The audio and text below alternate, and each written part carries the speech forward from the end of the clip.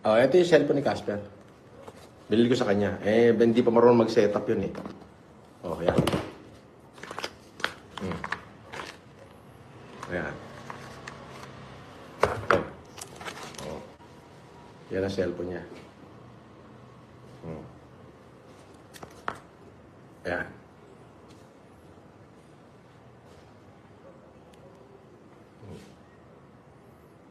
Hindi pa nasa-setup. Ngayon pa. Nabasag. Ay, hindi. Nakupi agad, Casper, ah.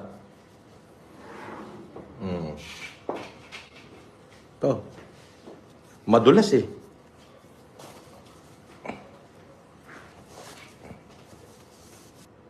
Nabasag, oh.